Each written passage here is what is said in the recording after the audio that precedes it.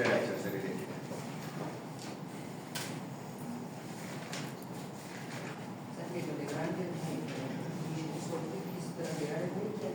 नहीं, ये प्रिंसिपल है ना, हैमिल्टन्स प्रिंसिपल है, ये डेफिनेशन कि पार्टिकल वो पाथ फॉलो करता है जिसमें वो T minus kinetic energy minus potential energy को मिनिमाइज करे, इफेक्टिव एनर्जी की मिनिमाइजेशन। तो ये प्रिंसिपल है, डेफिनेशन है। हैमिल्टनियन यहाँ से हम निकाल देंगे, हैमिल्टन प्रिंसिपल है। वर्चुअल वर्क तो हमने साबित कर, हमने देख लिया था ना कि अगर हम डेल्टा नोटेशन यूज करते हैं तो हम एक्चुअल पाथ की बजाय फंक्शन में स्मॉल चेंज ले लेते हैं। तो जब फंक्शन में स्मॉल चेंज होते हैं तो उसका कॉन्सेप्ट हमने कहा था कि ये वर्चुअल वर्क से related, this is a virtual displacement है। बहुत सवाल शाबाश, इसी का क्वेश्चन हो इस लेक्चर से इसी लेक्चर से।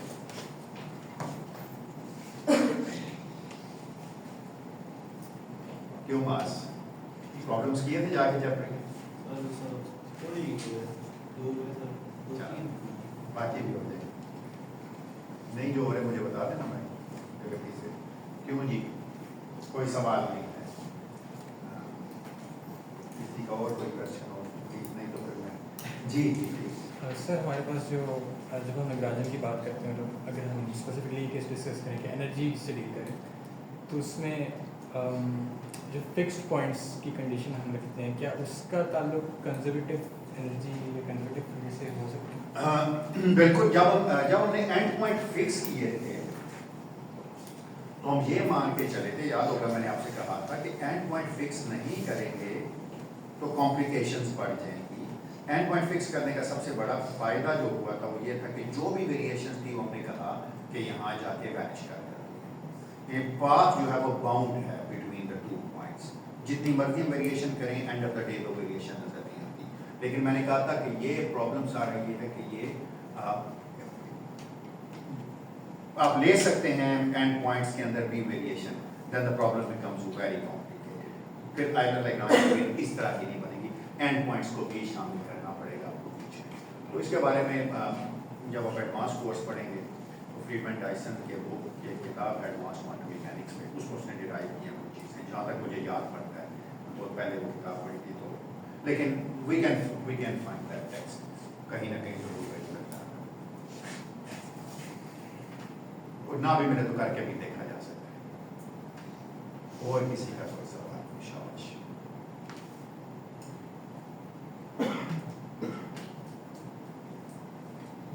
ओके चल, अगर कोई सवाल अगर आपको याद हो तो लास्ट लेक्चर में मैं लास्ट लेक्चर से मुराद मेरी है पिछले एक दो लेक्चर्स में हमने पहले ये सीखा था कि एक क्वांटिटी है जिसे हम कहते हैं कि जिसको कैपिटल एल से रिप्रेजेंट किया जाता है, जो कि डिफरेंस है काइनेटिक और पोटेंशियल एनर्जी का। मैंने कहा था कि दिस इज इफेक्टिव एनर्जी, उसके लिए हमने इक्वेशन ऑफ मोशन फाइंड की थी। हमने कहा था कि हम जो सिस्टम्स कंसिडर कर रहे हैं एट द टाइम बीइंग वो कंजर्वेटिव सिस्टम्स हैं। कंजर्वेटिव सिस्टम की पहचान ये है कि उसमें काइनेटिक एनर्जी जो फंक्शन ऑफ वेलोसिटी होती है और पोटेंशियल एनर्जी का फंक्शन ऑफ पोजीशन होती है।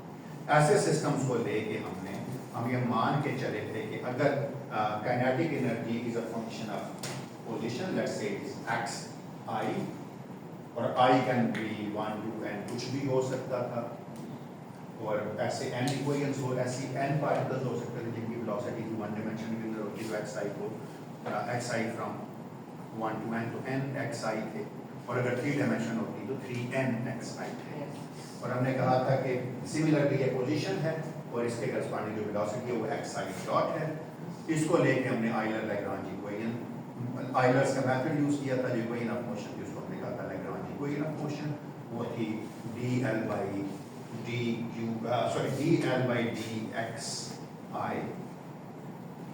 Minus the time derivative of dl by dxi dot, और ये चीज जीरो थी, इसको हम कहते थे कहा था हमने कि ये इक्वेशन ऑफ मोशन है।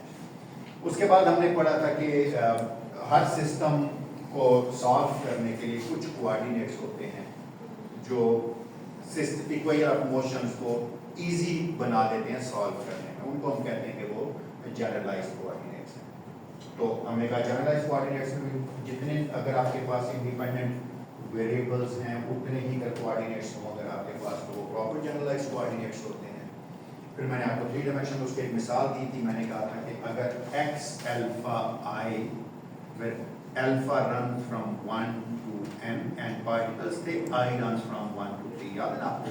मैंने कहा था ये चीज़, मैंने कहा था कि अगर x के नीचे मैं लिखूँ अल्फा और I और अल्फा की कंडीशन ये है कि अल्फा रन फ्रॉम 1 टू, ऐसे n पार्टिकल्स थे, हर एक को रिप्रेजेंट करने के लिए एक x था और I रन फ्रॉम 1 to 3, तो इसका मतलब है ये R together 3 degree of freedom बना लेते हैं, ये टोटल दोनों मिलके 3 है।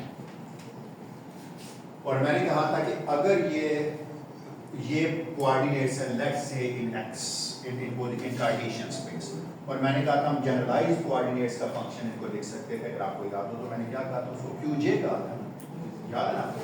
मैंने कहा था qj are the generalized coordinates, time का फंक्शन भी हो सकते हैं, where j runs from 1 से लेकर s तक, याद है? यही कहा था हमने।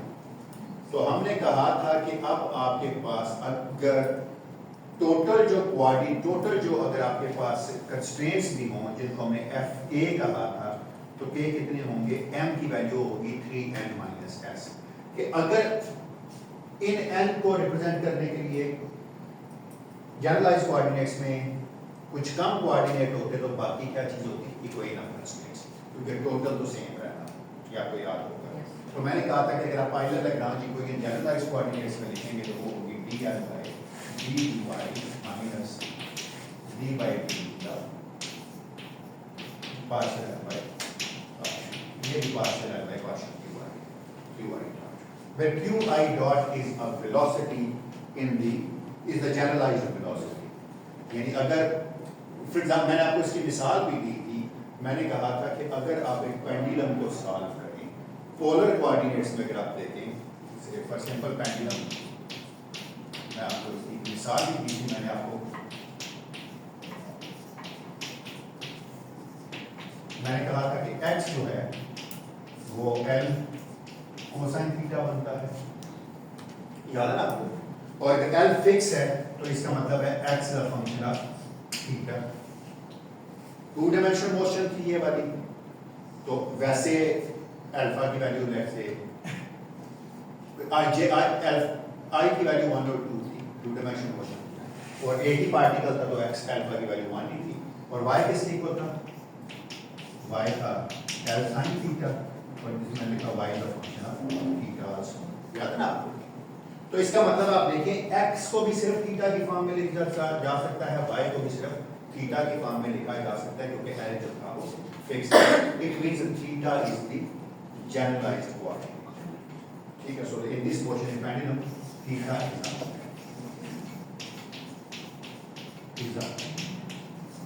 is a generalized coordinate. 2 dimensional motion थी, एक इक्वेशन ऑफ कंस्ट्रेंट थी, तो एक ही जनरलाइज्ड कोऑर्डिनेट है, परफेक्टली फाइन था, कोई इशू नहीं आया।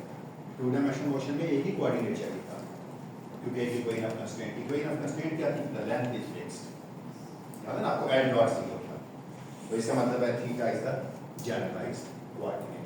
तो जनरलाइज्ड कोऑर्डिनेट मैंने अपनी डेफिनेशन आपको आसान बताई थी, मैंने कहा मिनिमम सेट ऑफ कोऑर्डिनेट्स हैं जिससे आप सिस्टम के बारे में मैक्सिमम इंफॉर्मेशन गेन कर सकते हैं। अगर यहाँ तक किसी का कोई सवाल नहीं, अब हम इसकी आज हम सिर्फ लैग्रांजियन की कुछ एग्जांपल्स करेंगे, और मैं साबित करूंगा कि कुछ सिस्टम्स में वो एक कोऑर्डिनेट्स में सॉल्व करना आसान है बनिस्बत दूसरे कोऑर्डिनेट्स के। अच्छा, इसमें जो लैग्रांजियन में सबसे इंपॉर्टेंट चीज होती है, जो मैं लास्ट टाइम मैं एक्सप्लेन नहीं कर पाया था, जो मुझे करनी चाहिए थी, l इज इक्वल टू, मैंने कहा था कि by definition p minus u है। इसमें मेन काम जो लिखने वाला है ना, वो सिर्फ पोटेंशियल एनर्जी को लिखना, how you right your potential energy. Potential energy जितनी सिंप्लीफाइड होगी उतनी सिंप्लीफाइड इक्वेशन ऑफ मोशन होगी। मैं अभी इसको आपको डेमोंस्ट्रेट करता हूँ मैथमेटिकली कि ये बात सही है। तो सबसे बात है पोटेंशियल एनर्जी लिखते हुए ही हम लिखते तो पोटेंशियल एनर्जी है, लेकिन with respect to some reference लिखते हैं। तो इसमें रेफरेंस पॉइंट बड़ा इंपॉर्टेंट है कि how you choose your reference point. तो चलें आज एक एग्जांपल करते हैं जो आपकी बड़ी फेमस है, बड़ी आपकी देखी वाली एग्जांपल है। Let's start about the projectile motion. मैं आज इसकी कुछ एग्जांपल्स करूंगा, घर जाके आप कुछ प्रॉब्लम्स कीजिएगा, लेकिन एग्जांपल इस तरह करूंगा कि मुख्तलिफ जो आपके एक्सरसाइज के प्रॉब्लम्स हैं उनके बारे में डिस्कशन साथ साथ होते हैं। प्रोजेक्टाइल मोशन आपको पता है कि आपकी प्रोजेक्टाइल मोशन एक टू डायमेंशनल मोशन की, अगर ये y एक्सिस होता है, ये x एक्सिस होता, तो ये पैराबोलिक पाथ की इक्वेशन है, तो ये हम कहते हैं प्रोजेक्टाइल मोशन। कोई प्रॉब्लम नहीं है, हम मान के चलें कि ये y = 0 है, तो यहाँ पर पोटेंशियल एनर्जी भी 0 है। इसका मतलब है जो जो y बढ़ेगा पोटेंशियल एनर्जी बढ़ेगी, क्योंकि हम रेफरेंस पॉइंट चूज करते हैं ना अपना। तो इसका मतलब है at any point y, let's say at any height y, my potential energy is mg y, where y is positive upward and अच्छा, अगर आप लैग्रांजियन लिखेंगे तो क्या लिखेंगे? Lagrangian is two dimensional motion of course half m, देखिए कितना आसान काम है, x dot square plus y dot square. Kinetic energy तो सीधी सीधी है, पोटेंशियल एनर्जी क्या थी? mgy थी माइनस mgy। देखिएगा आपको वही इक्वेशन मिलेगी जो न्यूटन लॉ से मिलती है, जरा देखिएगा। अच्छा, पोटेंशियल एनर्जी x का फंक्शन है या नहीं है? अब अगर पोटेंशियल एनर्जी x का फंक्शन नहीं है तो इसमें कितनी कोई अंदर मोशन हमारे पास बनेगी? जितने कोऑर्डिनेट्स हैं, दो कोऑर्डिनेट्स हैं ना। अब देखिए एक बात इंपॉर्टेंट ये है कि dl/dx 0 है ना। अच्छा, मजे की बात यह है कि वो कोऑर्डिनेट जिसके करस्पॉन्डिंग वेलोसिटी तो आ रही हो लेकिन पोजीशन ना आ रही हो, ऐसे कोऑर्डिनेट को कहते हैं साइक्लिक कोऑर्डिनेट्स। तो this implies x is a cyclic. यह बात आप याद रखिएगा, आसान सी डेफिनेशन है। उस कोऑर्डिनेट के करस्पॉन्डिंग वेलोसिटी तो आ रही हो लेकिन उसके करस्पॉन्डिंग वो कोऑर्डिनेट ना आ रहा हो, वो पोजीशन ना आ रही हो। मैं पोजीशन इसलिए नहीं कहना चाहता, समटाइम्स थीटा वो होगा, ठीक है, यानी वो जनरलाइज कोऑर्डिनेट ना आ रहा हो लेकिन जनरलाइज वेलोसिटी का आ रही है। लेट्स से आल्सो यहां तो x, अच्छा देखिएगा अगर ये x पे डिपेंड नहीं करता तो क्या होगा? अगर कोई साइक्लिक कोऑर्डिनेट है तो उसके करस्पॉन्डिंग उसमें खास बात क्या है, जरा देखिएगा। इक्वेशन ऑफ मोशन x के करस्पॉन्डिंग क्या हो जाएगी, कौन बताएगा? फिर y वाली दोबारा मिसाल करते हैं, ये हो जाएगी ना dl, चलिए dl/dx डॉट भी कैलकुलेट कर सकते हैं। वो क्या आ गया? mx डॉट, है ना, ये चीज है ना, इसको देखिए ना, ठीक है। सो इक्वेशन ऑफ मोशन क्या आ गई? dl/dx माइनस d/dt का,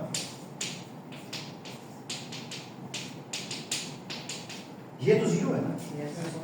तो ये देखें क्या बन गया? d/dt of mx dot is 0। इसका मतलब क्या हुआ? mx डॉट क्या है? अगर किसी चीज का डेरिवेटिव 0 है तो उसका मतलब क्या हुआ? mx dot is equal to constant है ना। तो हर वो कोऑर्डिनेट जो साइक्लिक होगा उसके करस्पॉन्डिंग जो भी मोमेंटम होगा, जो भी मोमेंटम होगा, मैं नहीं कह रहा कि लीनियर मोमेंटम होगा, यहां पे लीनियर है, जो भी मोमेंटम होगा वह कांस्टेंट होगा अगर वो साइक्लिक कोऑर्डिनेट है। तो आपने देखा अगर किसी का मोमेंटम कांस्टेंट है तो उसका मतलब क्या है? इसका मतलब ये हुआ ना कि बिल्कुल P.0 है, कोई फोर्स नहीं है। तो हमने प्रोजेक्टाइल मोशन में यही पढ़ा था ना कि वो अंडर ग्रेविटी है तो कोई फोर्स नहीं लगती सिवाय वर्टिकल ग्रेविटी फोर्स, हॉरिजॉन्टली कोई फोर्स नहीं है। तो इसका मतलब ये है कि there is no force, P dot is constant, यानी this implies P dot is 0. So it has a constant acceleration along x-axis. It has you are right. It has a constant velocity. X component of a velocity doesn't change. Yes. Very good. Chalo, thank you. अच्छा, y के लिए देखते हैं जरा करते हैं। तो क्या होगा? dl/dy क्या है? ये तो 0 नहीं है ना, माइनस mg है और dl/dy क्या है?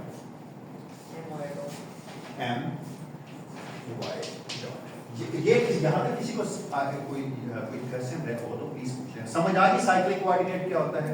वेलोसिटी हो, पोजीशन ना हो, या उसके करस्पॉन्डिंग जनरलाइज्ड वेलोसिटी तो हो लेकिन जनरलाइज्ड कोऑर्डिनेट ना हो। यहाँ एक्स निकलता है। अच्छा, तो यहाँ रखेंगे तो क्या जवाब आएगा? dl by dy। Equation of motion क्या बनेगी थी? मैं अब आपको दोबारा ये सारे स्टेप्स रिवाइज करा देता हूँ जो मैंने लास्ट टाइम करे थे।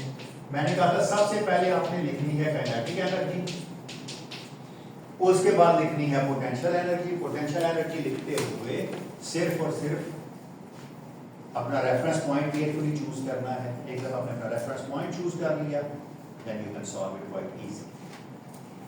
ठीक है, अच्छा चलो। और तीसरा स्टेप में क्या होगा? Respective dl by dy, dl by with respect to the coordinate and with respect to the velocity derivatives लेने हैं और लैग्रांज इक्वेशन ऑफ मोशन में चीजों को पुट कर देना है। तो dl by dy क्या है? dl by dy चले minus mg minus d by d m y तो 0। अगर मैं इसको लिखूं तो ये लिखा नहीं हुआ कि मैथ्स तो खत्म हो जाएगा। y double dot is equal to minus, यही प्रोजेक्टाइल की मोशन मतलब the acceleration along y axis is constant at its 90 degree। यही थी ना प्रोजेक्टाइल की मोशन। कितना आसान सा काम हो गया ना। चलो, प्रोजेक्टाइल के लिए आपने कार्टेशियन कोऑर्डिनेट में तो कर लिया। कोई बताएगा मुझे कि अगर इसी प्रोजेक्टाइल मोशन को मैं पोलर कोऑर्डिनेट में करूं तो क्या होगा?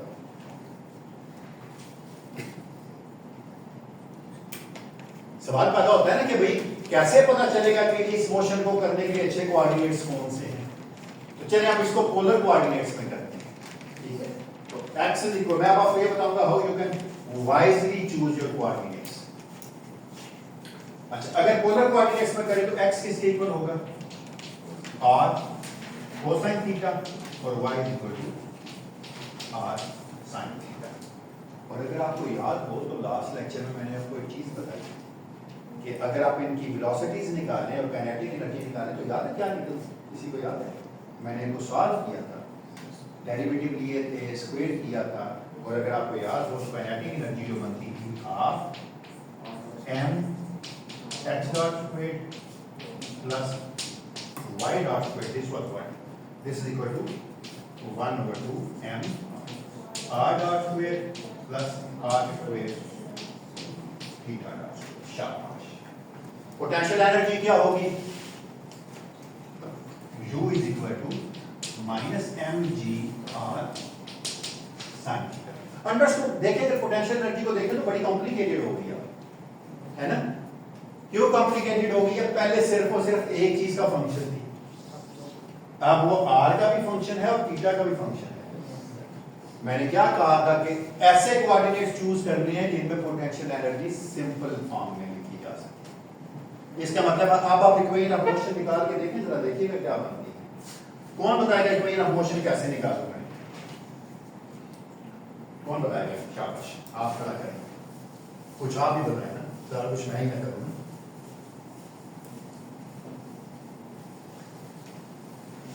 चलिए, कौन बताएगा प्लीज? अच्छा चलिए, पहले r के हिसाब से कर लेते हैं पहले। So what is d L over dr is equal to what?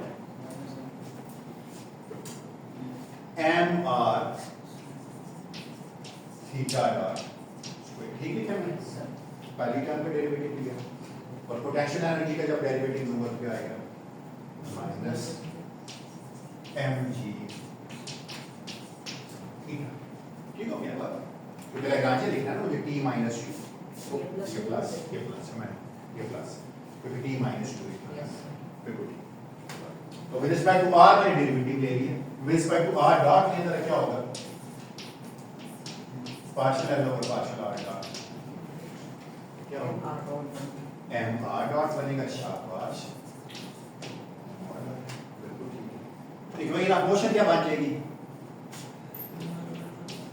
इसका मतलब है m r theta dot square minus m g sine theta minus m r double. मैंने इक्वेशन आप मोशन में पुट किया है, तो पहली इक्वेशन आपकी आर डबल डॉट एक्सेलरेशन में आ गई। आर डबल डॉट किसके इक्वल आ गया? मास पे डिपेंडेंस तो नहीं रही, so R double dot is R theta dot square minus g theta. बिल्कुल ठीक, परफेक्टली फाइन, बिल्कुल सही।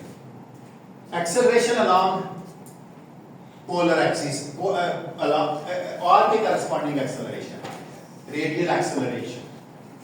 सिमिलरली थीटा के लिए कौन इक्वेशन निकाल के दिखाएगा मुझे? आप में से कौन निकालेगा dl by d theta? Anyone? चले आप खड़ा करें। पार्शियल और पार्शियल थीटा किससे पूछूं? एक एक करके पूछते जाते हैं लोगों से आप। चलिए जी फातिमा आप बताइए पार्शियल और पार्शियल थीटा क्या होगा?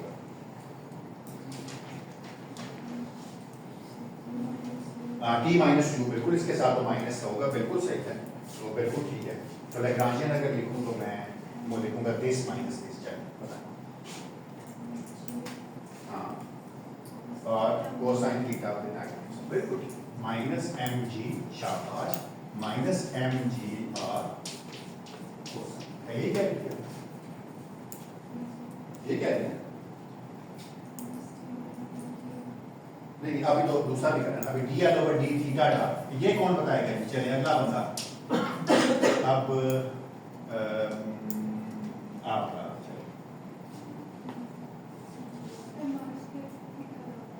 M r square theta dot, शाबाश, m r square theta dot. Equation of motion क्या होगी जी?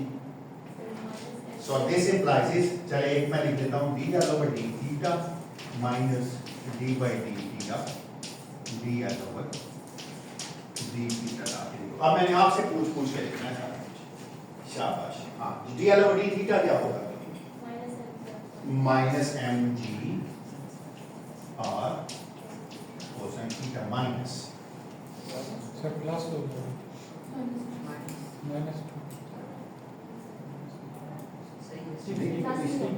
Minus minus d by d t of m r square. तो मैथ्स तो खत्म हो गया, तो क्या जवाब आएगा? तो पता नहीं चले। हमें तो थीटा डबल डॉट की इक्वेशन, हमें तो एक्सेलरेशन करस्पॉन्डिंग टू थीटा निकालना है, जो एंगुलर एक्सेलरेशन टाइप चीज है, तो वो क्या बनेगा? चलिए इस इक्वेशन को अगर मैं सॉल्व करूं तो ये उठा के दूसरी तरफ ले जाऊं तो बनेगा इसका करस्पॉन्डिंग क्या आंसर होगा? अब आर भी टी का फंक्शन है, ये बात आपने याद रखनी है। तो क्या आंसर आ जाएगा इसका? पहले इसको डिफरेंशिएट कर लेते हैं। Minus r square theta double dot minus 2r r dot ठीक है मैंने, is equal to g r cosine theta. ठीक है सर, प्रोजेक्ट टाइम मोशन में हम थीटा को फिक्स नहीं लेते हैं, थीटा चेंज होता है ना। एक दफा थीटा ले ले तो उस थीटा के करस्पॉन्डिंग रेंज कुछ और होगी, रेंज और हाई फंक्शन ऑफ थीटा होती है ना, थीटा फिक्स तो ना होता है। एक ट्रेजेक्टरी के लिए थीटा फिक्स है, वैसे तो नहीं है ना, वैसे तो तभी तो फंक्शन ऑफ थीटा निकलता था। आप एक ट्रेजेक्टरी के लिए फिक्स कर सकते हैं कि अगर मुझे ये रेंज चाहिए इस वेलोसिटी के लिए तो ये थीटा होना चाहिए। तो यहां से अगर मैं सॉल्व करूं थीटा डबल डॉट के लिए क्या इक्वेशन आ जाएगी? तो theta double dot is minus g r cosine theta over r square plus 2r r dot theta over r square. Of course but जो भी ना चाहे ये तो कर दिया दोनों बिल्कुल शुक्रिया, बिल्कुल खाम ने पोलर कोऑर्डिनेट में लेके इतनी खूबसूरत इक्वेशन थी y double dot is equal to minus g, है ना। और अब उसके करस्पॉन्डिंग दो इतनी अजीब सी इक्वेशन बनी कि r डॉट वाली में सॉरी r के करस्पॉन्डिंग एक्सेलरेशन में थीटा की वैल्यू थीटा डॉट आ रहा है और थीटा डबल डॉट में थीटा के करस्पॉन्डिंग एक्सेलरेशन तो उसमें r डॉट आ रहा है। इस मतलब कपल्ड इक्वेशंस हैं, इनको सॉल्व करना इतना आसान काम नहीं है। तो यहाँ इस सारी एक्सरसाइज को करने का फायदा क्या हुआ, हमने ये सीखा कि ऐसे कोऑर्डिनेट्स मेरी लिहाज से एक्स और वाई इसके जनरलाइज कोऑर्डिनेट्स थे, क्योंकि मिनिमल कोऑर्डिनेट्स थे to give us the maximum unification. लेकिन अगर आर फिक्स हो जाता तब भी, अगर आर फिक्स हो जाता तो देखिए थीटा डबल डॉट की कोई equation, theta double dot is equal to minus g over r cosine, फिर और बात है। लेकिन हमें पता है कि आर फिक्स नहीं है, प्रोजेक्टाइल के केस में एक्स और वाई कंटिन्यूअसली चेंज हो गया। लेकिन ये तो एक दूसरे पर डिपेंड करते हैं, फिर इसको क्यों जनरलाइज?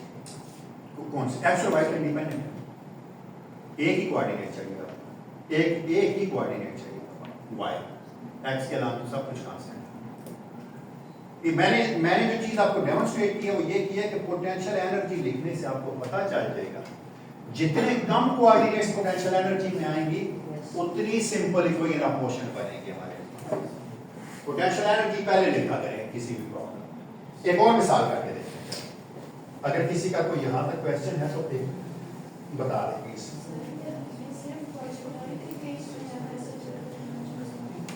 जी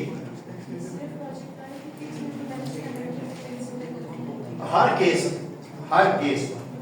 लैग्रांजियन है जो kinetic energy minus potential energy, तो हर केस में ही कंसीडर करना है। तो चलें एक और चीज देखते हैं, एक और एग्जांपल।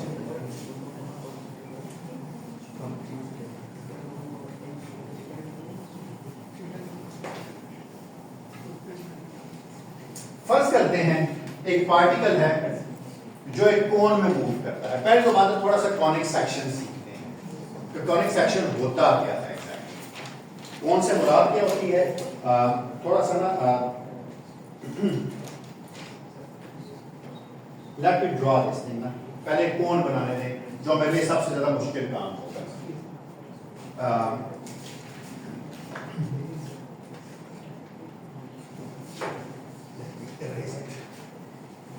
प्लीज अगर कोई क्वेश्चन हो तो पूछिए। इसमें यह जितनी प्रैक्टिस करेंगे ना आप इसकी, लैग्रांजियन का सबसे बड़ा फायदा यह है कि स्केलर है। देखा है कोई वेक्टर नहीं थे, कोई चीज मुझे नहीं डालनी पड़ी इसमें, कोई मुझे इसमें एक्स्ट्रा मेहनत नहीं करनी पड़ी, एड टू टेयर रूल वगैरह की, बस सीधा सीधा लिखा लैग्रांजियन काइनेटिक एनर्जी वो भी एक स्केलर है, पोटेंशियल एनर्जी वो भी स्केलर है। एक कौन बनाते हैं सबसे पहले, ये एक्स एक्सिस है, ये वाई एक्सिस है, जेड एक्सिस है। कौन का एक एपिक्स होता है, ये जहां दोनों पॉइंट जुड़े हुए,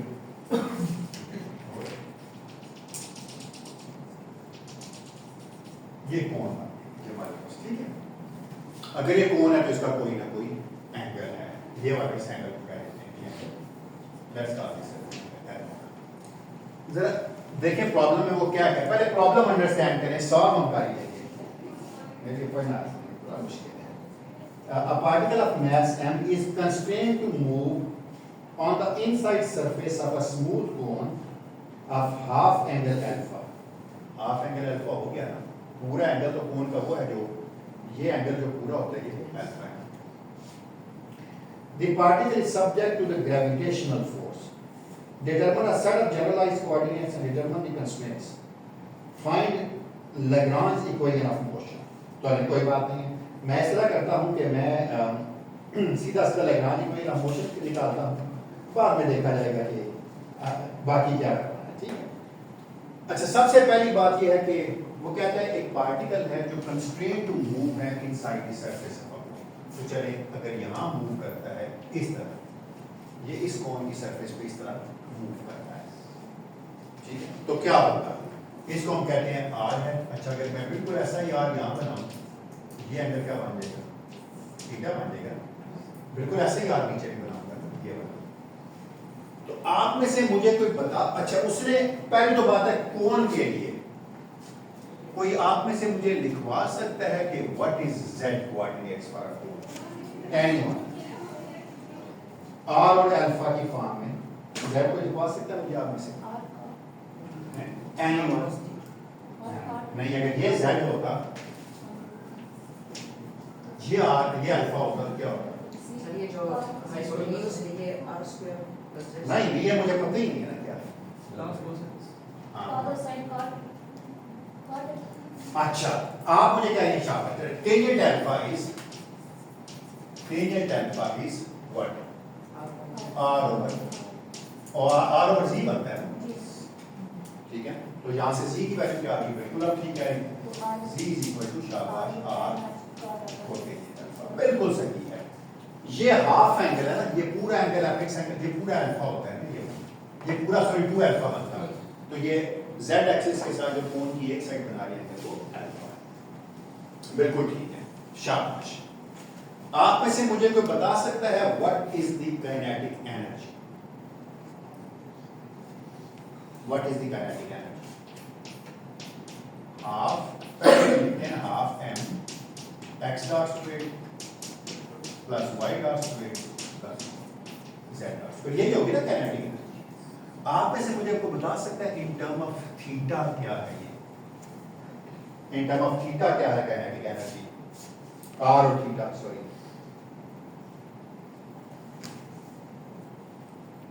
कौन बताएगा? बता दे यार, आपको पता ही क्या है।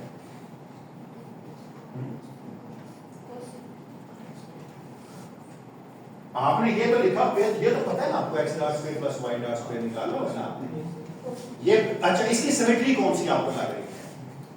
आपको नहीं लग रहा कि अगर ये कोण को मैं इधर से भी ऐसे बनाता, इधर से भी ऐसे बनाता, एक उल्टी कोण नीचे भी बनाता और घुमाता, तो बिल्कुल ऐसे लगता जैसे कि सिलेंडर एकदम से घूमता, देखते तो लगता है एक सिलेंडर के अंदर ही कोई चीज घूम रही है। तो सिलेंड्रिकल सिमेट्री है। सिलेंड्रिकल के केस में वेलोसिटी क्या होती है? वही जो पोलर कोऑर्डिनेट्स की वेलोसिटी होती है, सिर्फ उसमें z डॉट स्क्वायर है।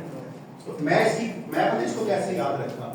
This is equal to half m x dot square plus y dot square plus half m z dot square. देखें क्यों सिलेंडर बनता कैसे? एक सर्कल को एक एक्सिस में स्टैक करते हैं, है ना?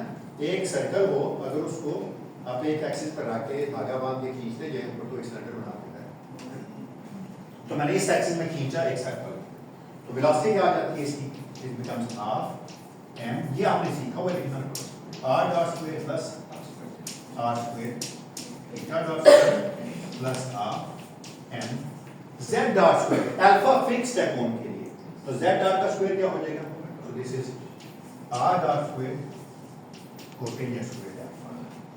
लिखिए मैंने तो गलती तो नहीं की लिखने में, क्यों? तो लिखने में गलती तो नहीं की? अच्छा चलो साफ करा के दिखाओ फिर क्या आएगा। हाफ m कॉमन ले लेते हैं, इस और इस टर्म में से तो r डॉट स्क्वायर कॉमन है ना, इसमें से क्या चीज आ गई common? r dot square into 1 plus cotangent square alpha plus r square theta dot square.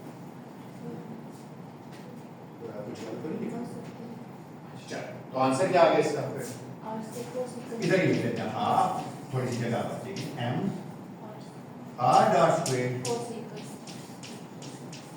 Cosecant square alpha, यानी 1 over sine square alpha plus r square theta dot square. तो इसका मतलब जब भी कोई चीज यहां से आप इस इक्वेशन को जरा रीड करना सीखें ताकि आपको फ्यूचर में याद रहे।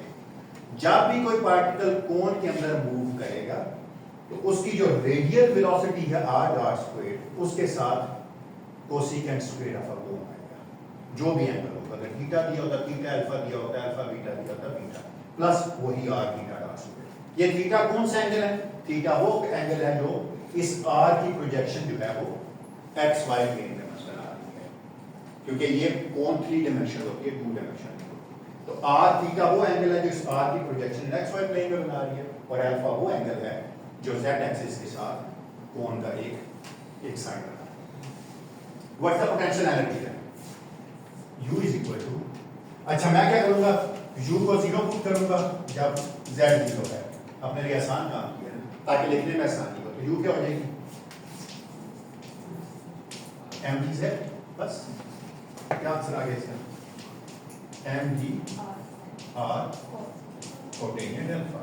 वाह, वैसे तो दो चीजों का फंक्शन है ये।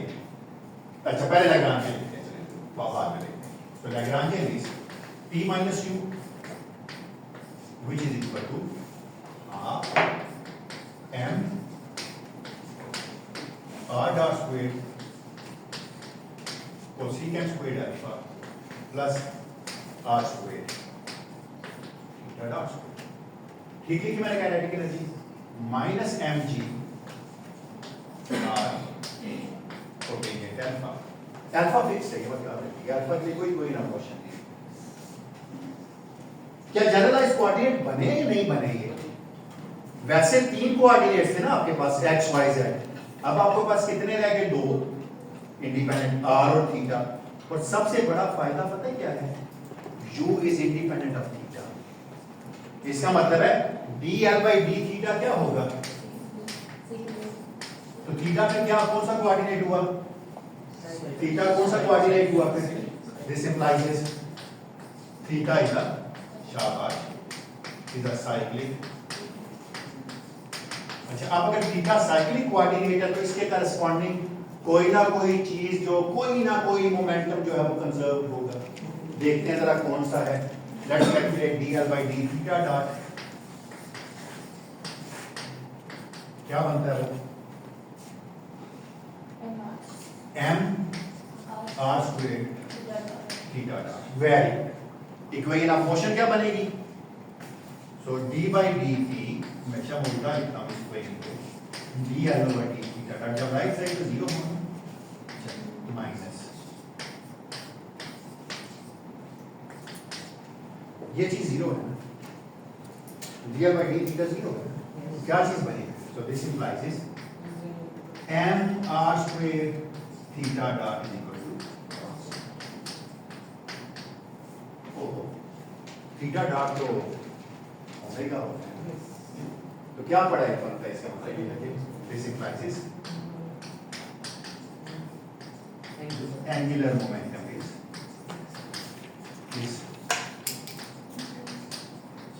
देखिए कितनी इंपॉर्टेंट चीज आपने पढ़ी है आज. जो साइक्लिक कोऑर्डिनेट है उसके करस्पॉन्डिंग मोमेंटम है. याद है मैंने क्या कहा था? मैं लीनियर मोमेंटम का लफ्ज नहीं यूज करूंगा.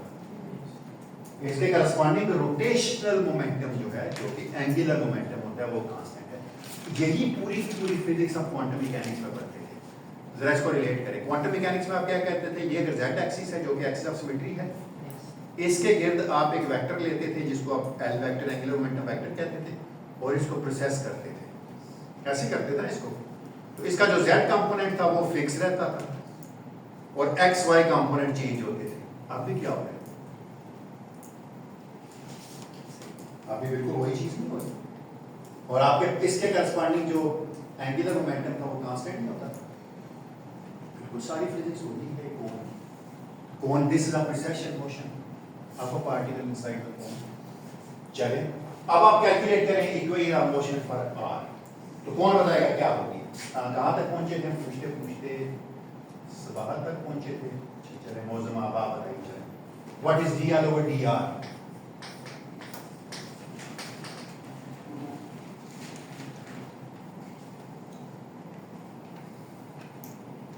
लिखा हुआ है dl over dr. क्या आ जाएगा?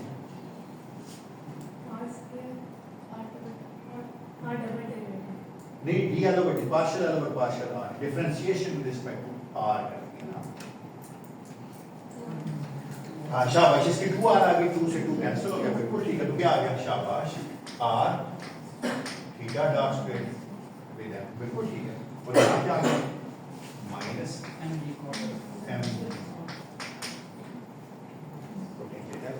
शाबाश. कंस्ट्रेंट की कोई ये थी that is equal to r को लेते हैं. दो कोऑर्डिनेट से कंस्ट्रेंट सब कुछ पूरा हो गया. अच्छा चलें. और dl over dr dot next बंदा बताइए. चलें कौन है अपना बंदा? क्या नाम है आपका? आयशा. आयशा बोलिए. इसको देखना. इसको बताना. हाँ dl over dr डॉट 2 अच्छा m r डॉट ये क्या है?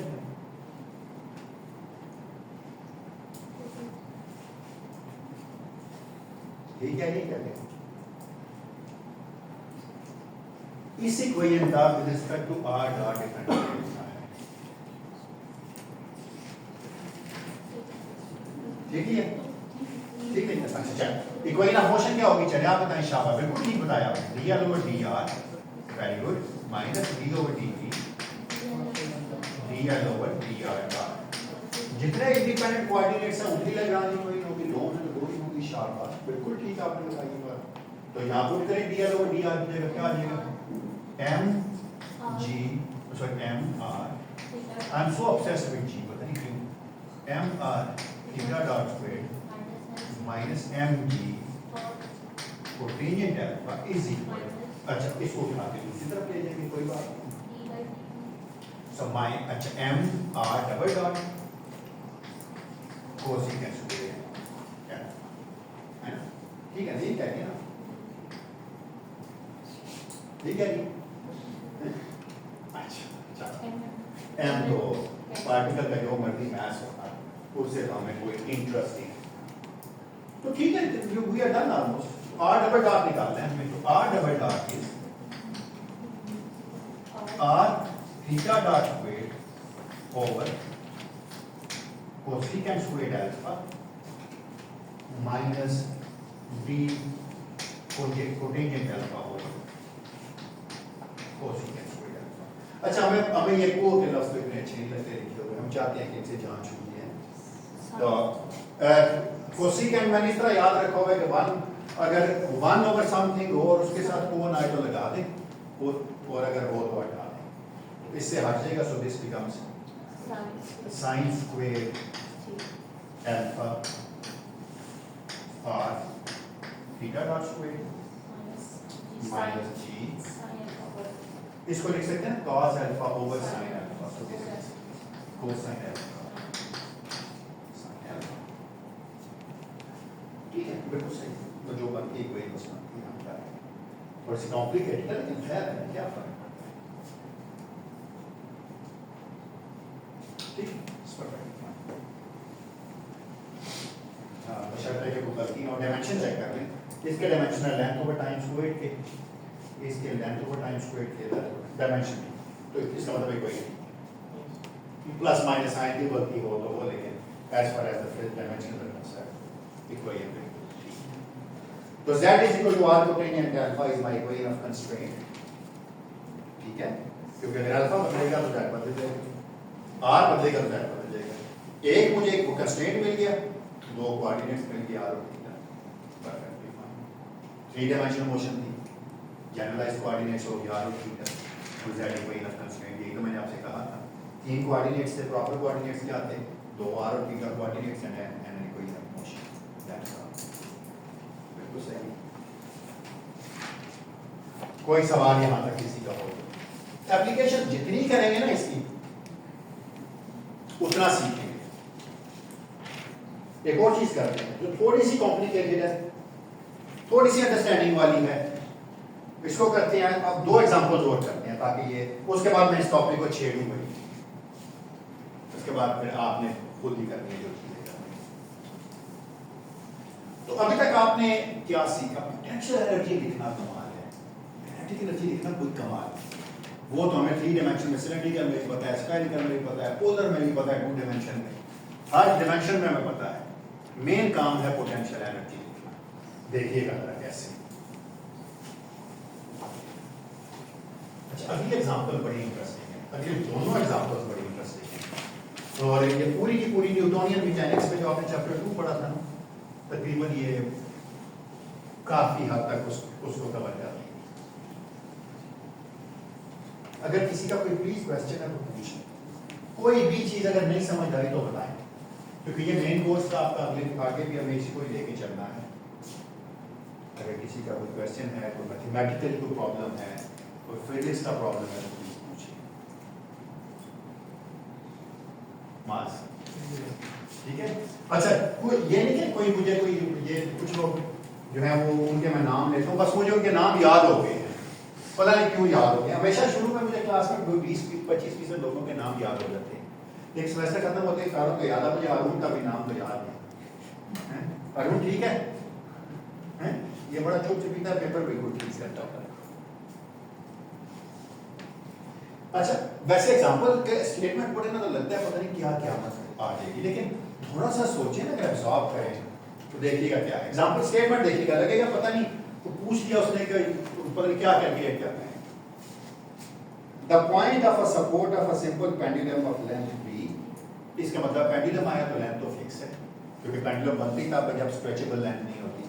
पहली तो बात है कि लेंथ फिक्स है, b फिक्स है, b का टाइम डेरिवेटिव 0। मैं आपको उस तरह बताता हूं जैसा स्टेटमेंट को मैं पढ़ता हूं। ये पढ़ा मैंने साथ ही लिख दिया कि b डॉट 0 है, छोड़ देते हैं इसको। कंस्ट्रेंट है ये मेरे पास है कि b is constant, moves on a massless rim of radius a, rotating with constant angular velocity omega। वो कहता है एक पेंडुलम है जिसको एक रिम पे बंधा हुआ है जिसका कोई मैस नहीं है। रिम का मैस होता है चीजें कॉम्प्लिकेटेड होती है। वो कहता है बस मैंने रिम को रोटेट किया, जब वो रिम को रोटेट करेगा तो क्या करेगा, पेंडुलम झूलेगा ना साथ साथ, क्योंकि पेंडुलम इसका मतलब थीटा डिपेंड करेगा ओमेगा के ऊपर, अगर उसकी वेलोसिटी ओमेगा है, एंगुलर वेलोसिटी। देखते हैं जरा कैसे। obtain the expression for the Cartesian component of velocity and acceleration of mass m, or obtain the angular acceleration for angle theta shown in figure this one। उसने हमारी आसानी ये की है तो उसने हमें फिगर भी बना के दे दिया। कहता है कि x एक्सिस और y एक्सिस है पूरे में मोशन ऑफ फोर्स, ओके थोड़ा सा बड़ा प्रॉब्लम को थोड़ा सा ना अंडरस्टैंड कर लीजिएगा, बाकी बात है कोई जल्दी नहीं है हमें। वैसे भी आपके सीआर ने कहा जितनी मर्जी क्लासे ले लें तो फ्री है।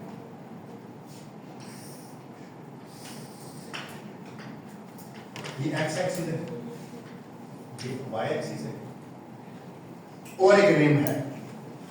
Let me draw it carefully, यार गलती ना रह जाए। अब मान लीजिएगा कि मेरा सर्कल ही है, ठीक है, बस जितना भी सर्कल है,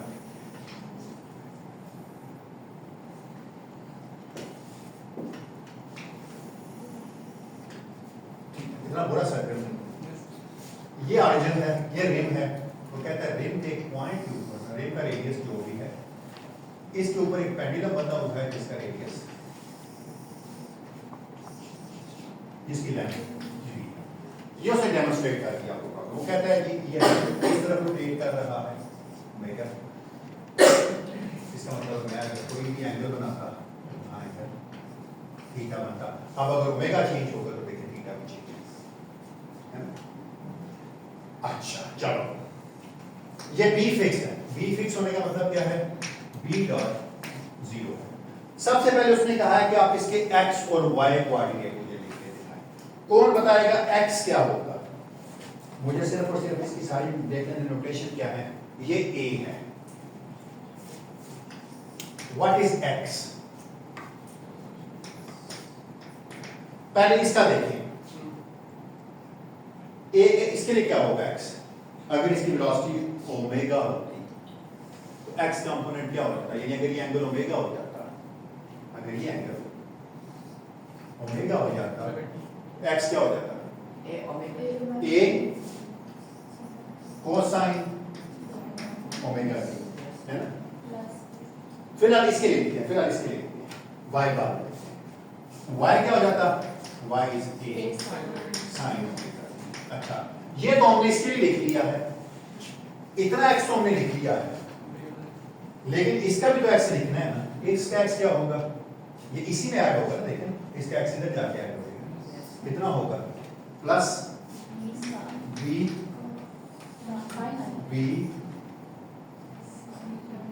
साइन थीटा।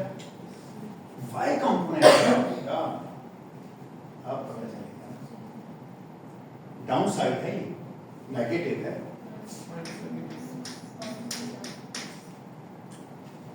क्यों, ये इसका साइन कंपोनेंट, ये इसका कॉस कंपोनेंट, ये ऊपर है तो ये नीचे है, इसलिए मैंने साइन बस x ऑफ t आपने लिख दिया। ओमेगा फिक्स है, ओमेगा वक्त के साथ कांस्टेंट एंगुलर वेलोसिटी। अच्छा x डॉट क्या होगा, कौन बताएगा, व्हाट इज माय x, ये ठीक है कहां तक पहुंचे, क्या तक पहुंचे, हाँ ठीक है भाई, सही लिखा है। क्या मैंने कहा, मैंने कहा ये हो गया x cos ओमेगा t, और जब इसका x लिखूंगा मैं यहां से लेकर यहां तक तो ये बनेगा सॉरी ये a cos ओमेगा t है और ये b sin थीटा। जहाँ पे नीचे वाला b cos थीटा है तो डाउन साइड पे है तो माइनस b cos थीटा। आप इसको कौन बताएगा what is x dot? a fixed, अच्छा माइनस a ओमेगा शाबाश sin ओमेगा t हाँ plus b cosine theta y dot क्या होगा?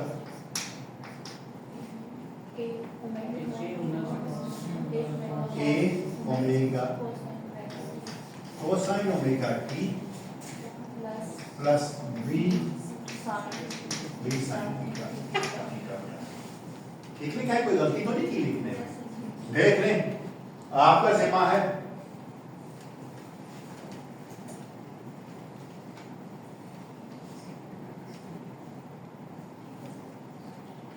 अच्छा चलें, अब अगर आप चाहें तो x डबल डॉट और y डबल डॉट भी निकाल लें, यहाँ से आपकी अपनी मर्जी है। लेकिन मैं क्या करूंगा, एक तो मैं कार्टेशियन कोऑर्डिनेट्स में इनकी एक्सेलरेशन निकालता हूं पहले। What is x double dot? क्योंकि वो कहते हैं ना दोनों कोऑर्डिनेट्स में निकालने। x डबल डॉट क्या होगा? या फिर इसका डेरिवेटिव लूंगा तो minus a omega square cos omega t minus a omega square cos omega t minus b sign theta theta dot square, क्योंकि एक थीटा डॉट पहले भी है इससे भी आएगा, प्लस b कोसाइन थीटा क्योंकि इसका प्रोडक्ट हो जाएगा। y डबल डॉट क्या होगा?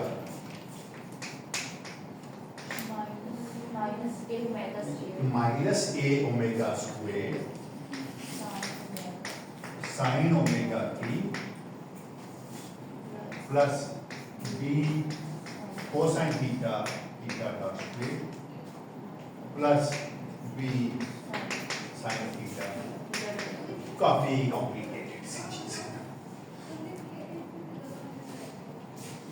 ठीक है। जो है फिर हम क्या कर सकते हैं, उसका इमेजिनरी सॉल्यूशन निकाल सकते हैं। बिल्कुल ओमेगा को पुट करें, थीटा को पुट करें, जो आप निकल जाएगा कोई ना कोई बड़े बुरे तरीके से कवर्ड इक्वेशन, लेकिन खैर कोई बात नहीं। Let's follow the Lagrangian approach. L क्या होगा? अच्छा पहले x dot square plus y dot square calculate करें, क्योंकि चाहिए तो टू डायमेंशन में वेलोसिटी में क्या होगा। x डॉट स्क्वायर कौन लिखवाएगा मुझे? a square omega square sine square omega t plus b square cos square theta theta dot square minus 2ab omega theta dot, काफी कॉम्प्लिकेटेड हो गया चीजें, साइन ओमेगा t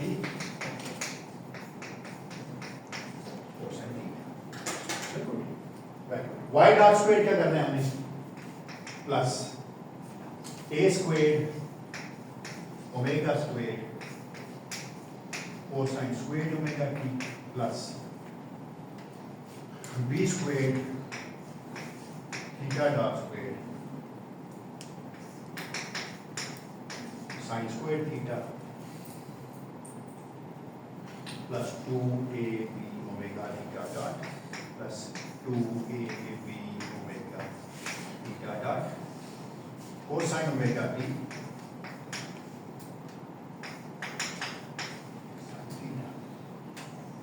ठीक है।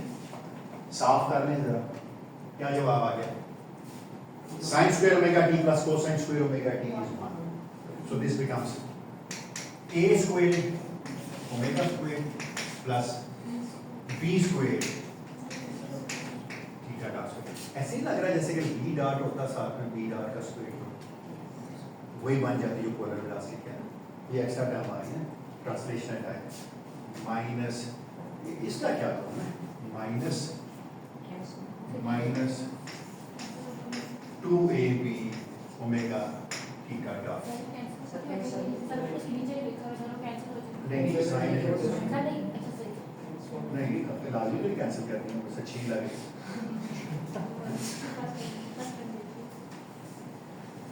So this becomes minus sin मैंने कहा plus sign ताकि ये बन जाए cosine omega T sign theta minus sign omega T.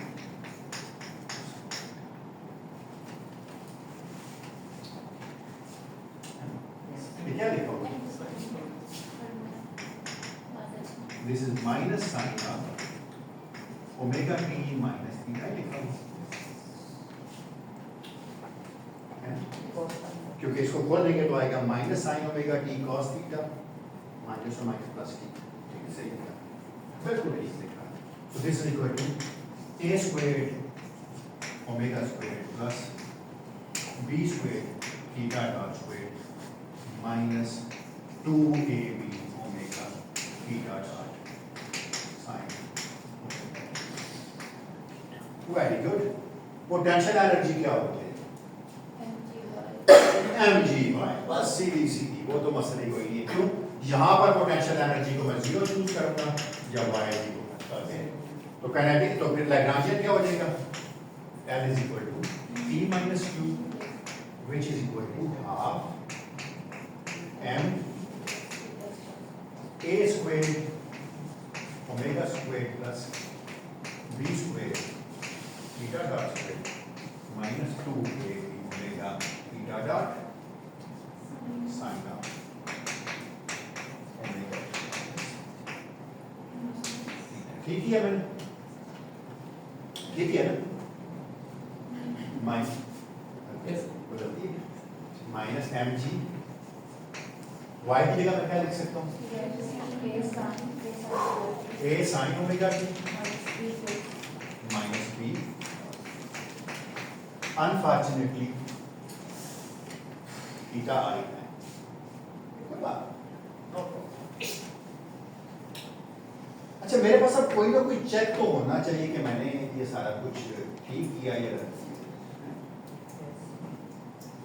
अभी तक तो कोई चेक नहीं है मेरे पास, लेकिन मैं एक चेक लगाऊंगा, देखिएगा बात। Let me calculate D L by, अच्छा बाकी सब कुछ तो कांस्टेंट है, जो ओमेगा टी जितने मर्जी लिखे होते हैं तो कांस्टेंट ही ना, ओमेगा तो कांस्टेंट ही ना। D L by D, let me calculate D L by d theta.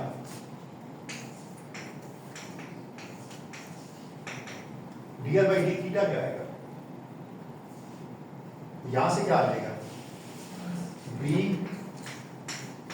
Sign theta, और यहां से क्या आएगा?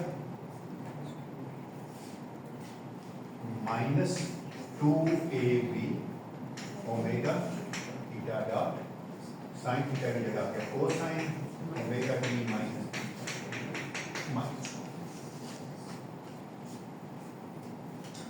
ठीक, बिल्कुल सही, कोई मसला नहीं। कैलकुलेशन करने से मत करिए, जो जवाब आएगा देखा जाएगा, गलती भी तो बात कर देंगे। What is D L by d theta dot?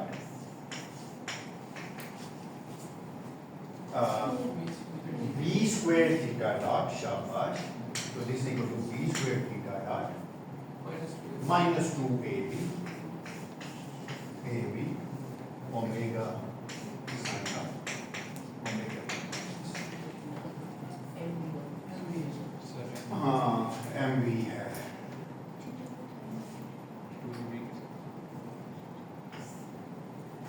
यहाँ पर भी m है ना? ठीक है, माइनस और ये गलत नहीं करते, माइनस और माइनस प्लस एक से होल्ड ऑन एक से let me do it no problem.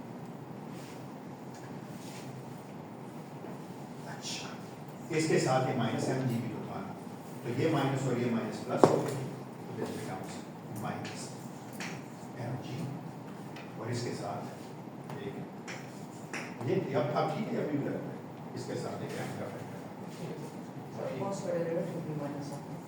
हाँ जे माइनस और ये माइनस प्लस हो गए जब डेरिवेटिव माइनस।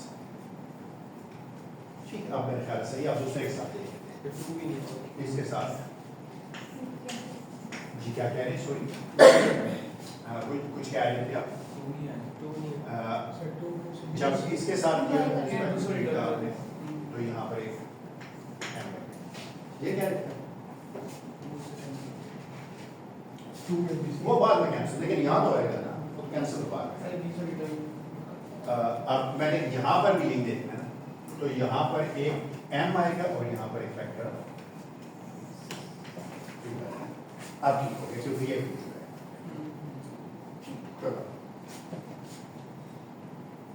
मैं आसान तरीन तरीके से चेक कर लेता हूँ कि क्या मेरी कैलकुलेशन ठीक है या नहीं है आसान तरीन तरीके से बाकी भाई कोई मोशन मैं नहीं लिखूंगा आपने लिखनी है इसका टाइम डेरिवेटिव लेना है और इस माइनस ये कर देना तो जवाब आ जाएगा लेकिन मैं आसान तरीन का काम करूंगा let's take omega is equal to 0 ये चेक करने के लिए कहा कि मेरी कैलकुलेशन ठीक है या गलत है अगर ओमेगा 0 हो जाता तो dr by d थीटा क्या आ जाता माइनस mdv sin थीटा और dr by d थीटा का क्या आ जाता b square theta dot equation of motion क्या बन जाती एक m भी है यार साथ में m भी है इक्वेशन ऑफ मोशन क्या बन जाती फिर कौन बताएगा इक्वेशन ऑफ मोशन क्या बन जाती यही लिख लेते हैं छोड़िए अच्छा ये बन गई जी minus mg v sin theta is equal to m v square theta double तो ये m से m कैंसिल हो गया एक v से एक v कैंसिल हो गया तो theta double dot is minus g over v sin theta बिल्कुल सही है सिंपल पेंडुलम आ गया सिंपल पेंडुलम यही होती है ना theta double dot is g over m sin theta और थीटा स्मॉल होता तो बिल्कुल ठीक है इसका मतलब जो आपने कैलकुलेशन की है वो सही लग रही है अगर ओमेगा को 0 पुट करें तो वो केस वापस रिट्रीव हो जाता है जो सिंपल पेंडुलम का बाकी अब आपने खुद ही कोई ना मोशन निकालने के जाके टाइम डेरिवेटिव लेने कुछ नहीं करना मुश्किल काम मैंने सारा कर दिया कोई सवाल हो हमेशा इससे आपने एक चीज और सीखी है कि अगर आप अपनी कैलकुलेशन में गिवन कंडीशन यूज करें इंपोज करें कुछ कंडीशंस तो आपके पास सिंपलेस्ट केस आते हैं नहीं आते यही काम हम जब रिसर्च की कैलकुलेशंस करते हैं थियोरेटिकल फिजिसिस्ट तो ऐसे ही करते हैं हमें नहीं पता होता कि ये कैलकुलेशन ठीक है या गलत है एक तो हम न्यूमेरिकली कैलकुलेट करके देखते हैं कहीं से अनहोनी तो नहीं हो रही बिल्कुल जिस तरह एक दफा मैंने स्टूडेंट को प्रॉब्लम दिया तो मैंने उसे कहा कि इसके लिए जरा कॉम्पलेक्स वेवलेंथ कैलकुलेट करो तो उसने कैलकुलेट किया मैंने कहा चलो ये न्यूक्लियस के साथ साथ ये करो तो उसने निकाला 10 to the power 13 मीटर ठीक है एटम समय न्यूक्लियस का साइज मैंने उससे पूछा कि 10 to the power 13 मीटर कितना बनता है किलोमीटर सोच उसने कहा मैंने कहा 1 मीटर में ना 1/1000 किलोमीटर होते हैं तो उसने कहा इसका मतलब है 10 to the power 10 किलोमीटर मैंने कहा जमीन का रेडियस कितना है तकरीबन 10 to the power 4 times the radius of अर्थ तो मैंने कहा ऐसे बेवकूफ है जो कहते हैं कि जमीन में आयरन भी है लिथियम भी है इतने हैं तो एक ही न्यूक्लियस पे पूरी जमीन आ रही थी मगर फिर भी 10 to the power 4 बच रहा था तो जब भी कोई कैलकुलेशन करें इससे सबक ये अफर्ज किया जा सकता है कि जब भी कोई कैलकुलेशन करें ये देखें जो रिजल्ट्स आ रहे हैं वो सेंसिबल आ रहे हैं या नहीं आ रहे कोई चीज सबसे सेंसिबल चीज ये है कि जमीन के रेडियस से बड़ी कोई चीज रेडियस ना आ रहा एटम का स्पीड ऑफ लाइट से किसी चीज किसी पार्टिकल की वेलोसिटी ना ये छोटी छोटी चीजें होती हैं चेक करनी तो हमने भी क्या किया आसान सी कंडीशन लगा के चेक किया कि अगर ओमेगा 0 है तो वापस केस रिट्रीव होता है नहीं होता पता नहीं हो बाकी कोई क्या बनेगी लेकिन as per as the simple pendulum is considered perfectly achieve हो गया कोई सवाल यहां तक इसी का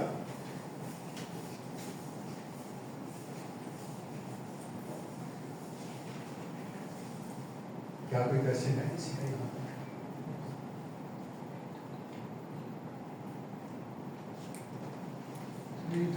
आपने जो ओमेगा 0 किया है इसका फिगर से कैसे मैंने ये कहा कि रिंग रोटेट ना करे बस रिंग रुका हुआ हो ओमेगा 0 मैंने खुद से पुट किया है ओमेगा 0 मैं ओमेगा रिंग की रोटेशनल वेलोसिटी थी मैंने कहा कि रोटेट ना करो फिक्स हो तो फिर पेंडुलम रिम पे बंधा है, जहां मर्जी बंधा है, उसे तो कोई इंटरेस्ट नहीं है। फिर पेंडुलम चाहे इधर छत पे बांधे या रिम पे बांधे, अगर वो चीज मूव नहीं कर रही तो फिर तो कोई फर्क नहीं पड़ता ना। इससे बिल्कुल ही आपको बड़ा अच्छा सवाल है। इससे ये भी है कि अगर मैं पेंडुलम को एक सपोर्ट से बांधूं और जब पेंडुलम को मूव करूं तो सपोर्ट लेफ्ट पे मूव कर जाए विद वेलोसिटी v, तो अब आपको क्या करना पड़ेगा, ये जो ऊपर सपोर्ट है इसकी भी वेलोसिटी डालनी पड़ेगी ना साथ। तो ये होता है फोर्स्ड। याद आपने पढ़ा था pendulum in the presence of force, क्या था वो बड़ा था ना आपने, harmonic oscillator, force driven harmonic oscillator, then it becomes a force driven harmonic oscillator. उसको भी आप सॉल्व कर सकते हैं। डैम्प्ड ऑसिलेटर, दुनिया जहां का हर ऑसिलेटर आप सॉल्व कर सकते हैं।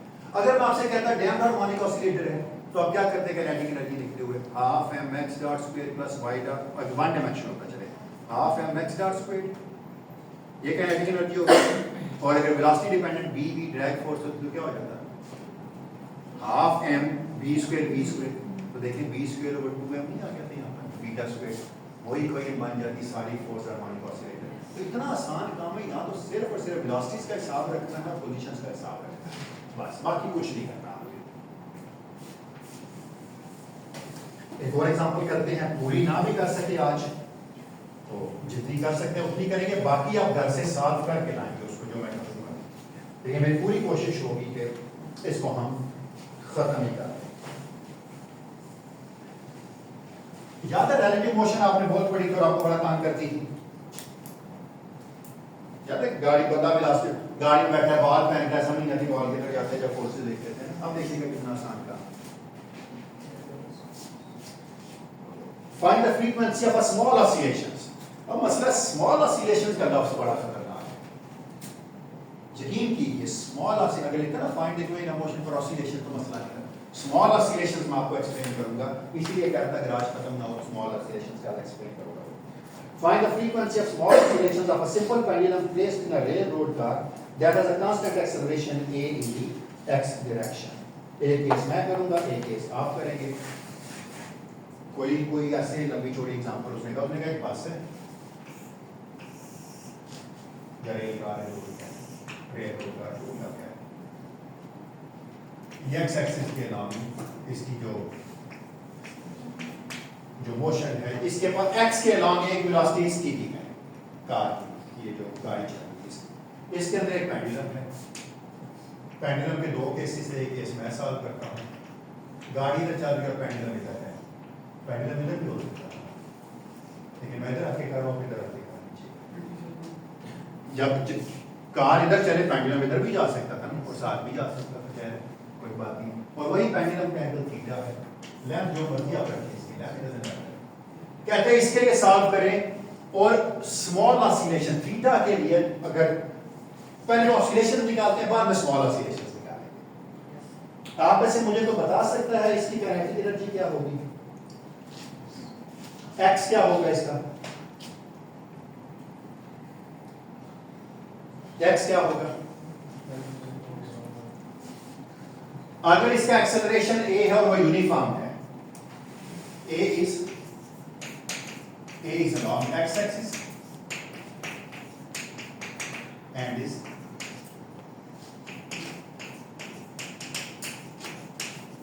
uniform। इसकी लेंथ तक कर दे तो लेंथ चलिए क्या होगा, x को कौन बताएगा? शाबाश, x क्या होगा भाई, कहां तक पहुंचे थे? राफिज l, ओके बिल्कुल ठीक है, x is equal to l sine theta. ये तो इसका हो गया ना, तो ये इसके अपने एक्सेलरेशन के अलावा एक रेल कार का भी एक्सेलरेशन तो है ना, उस वजह से भी तो ये इसके अंदर x आएगा ना।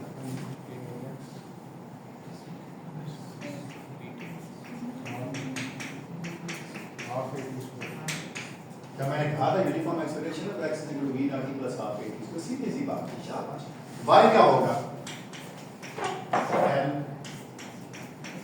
यही होगा y, l cos theta. x is equal to l sin theta, y is equal to l cos theta। Kinetic x dot निकालने क्या होगा? What is x dot? x naught is v naught plus a t plus l cosine theta theta dot. What is y dot? Minus l sine theta theta dot. शाबाश। Kinetic energy कौन लिखवाएगा? Potential energy zero है, कहां पे zero लेनी है अब आप बताएं ना मुझे। अब आप बताइए पोटेंशियल एनर्जी कहां जीरो है? हैं? क्या होगा? एक काम क्यों ना मैं करूं, अगर इसको मैं अपना ओरिजिन मान लेता तो इसके साथ माइनस लगा लेता, इसके साथ प्लस लगा लेता। क्यों? वाई नेगेटिव हो जाता, पोटेंशियल एनर्जी का मसला ही खत्म हुआ। अगर ये ओरिजिन होता तो वाई नेगेटिव था ना, तो वाई के साथ मैं माइनस साइन लगा दिया, माइनस एल कोस पहले पोटेंशियल एनर्जी का मसला। कौन बताएगा यू क्या होगा? माइनस एम जी एल बिल्कुल ठीक है। एम जी वाई होता है, y is minus l d cos. शाबाश, बिल्कुल सही। लिखवाएंगे लैग्रांजियन, कौन लिखवाएगा आप में से? लैग्रांजियन कौन लिखवाएगा? कौन लिखवाएगा? कोई सवाल चाहिए? सर मैं ये सोच रहा था डेरिवेटिव हम टाइम के रिस्पेक्ट लेंगे कि थीटा के रिस्पेक्ट हमें कैसे पता चलेगा? वेलोसिटी किसके हिसाब से derivative with respect to time ही होती है, तो सुबह से यही करते हैं। अच्छा चलो कोई बात नहीं, शाबाश। लेकिन आप मुझे बता सकते हैं व्हाट इज द लैग्रांजियन? पहले ये कैलकुलेट कर लेते हैं ना, x dot square plus y dot square, तो क्या आ जाएगा ये? इसको कोई नया नाम दे देते हैं आसान काम करने के लिए। इसको क्या कहते हैं? नहीं जीरो नहीं करते, कॉम्प्लिकेटेड रख के देखते हैं क्या। चलो यार, x dot square is v not plus a t, इसको एक टर्म क्या लेते हैं, plus l theta dot cosine theta, इसका स्क्वायर प्लस y डॉट का स्क्वायर क्या लेते हैं, l स्क्वायर थीटा डॉट। चलिए इसका स्क्वायर खोलिए, आप क्या आंसर आ जाएगा इसका? So this is equal to v, ये तो ट्रांसलेशनल मोशन की इसकी खैर है, v not plus a t square plus, अच्छा जब इसको कंबाइन करूंगा इसके साथ तो इसका आंसर आ जाएगा l square theta dot square plus 2l theta dot cosine theta into v not plus. मैं इसके बारे में इसलिए इतना वरीड नहीं। अगर देखें तो ये लैग्रांजियन एक्सप्रेसिवली टाइम पे डिपेंड करता है, लेकिन मैं खैर उसको देखूंगा ही क्योंकि मुझे सिर्फ और सिर्फ मोशन देखने थीटा के हिसाब से, इसलिए मैं उसको छुट्टी नोट करूँ, उस बात को छोड़ दूंगा।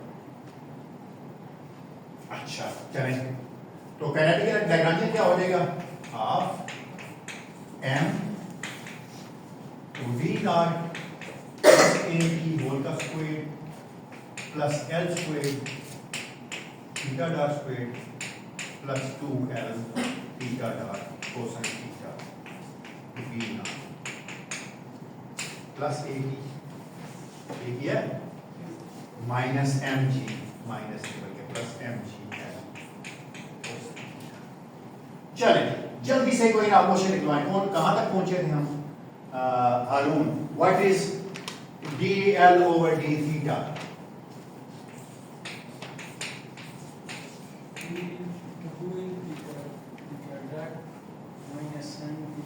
Okay, minus 2l theta dot sine theta v dot. ठीक है ना हारून, ठीक है? और इसका भी तो होगा minus m g l sine theta. अच्छी बात है, दोनों में साइन थीटा है। चल शाबाश। What is dl by d theta? चलो ये बताओ। अगला बता।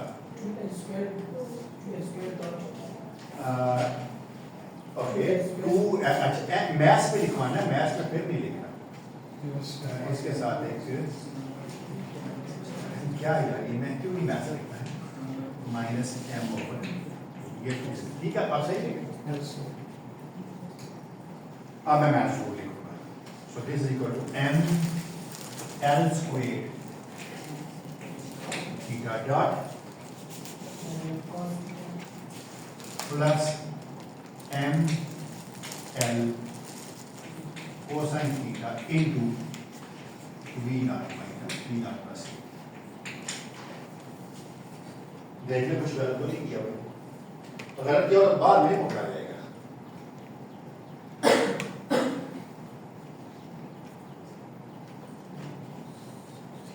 कुछ गलत तो नहीं किया मैंने?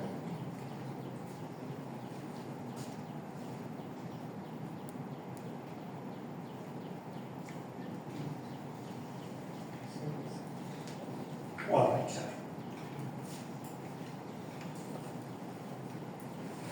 Let me calculate now. D by dt of dl over d theta.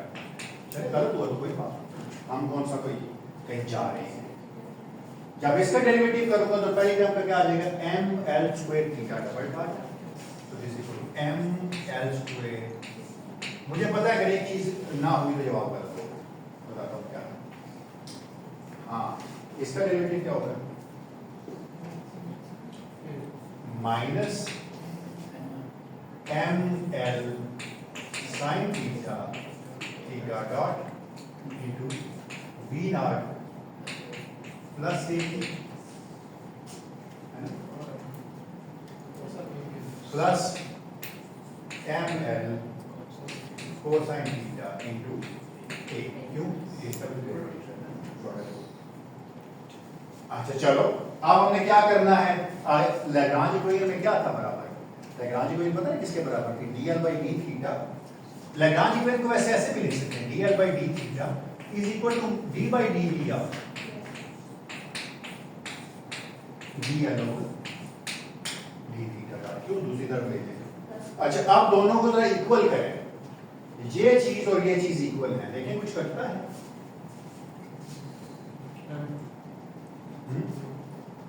ये टर्म और ये टर्म का नहीं रहे आपस में, है ना, दोनों का साइन सेम है। इस तरफ क्या बच गया, minus m g l sine theta is equal to m l square theta double dot plus m l cosine theta into.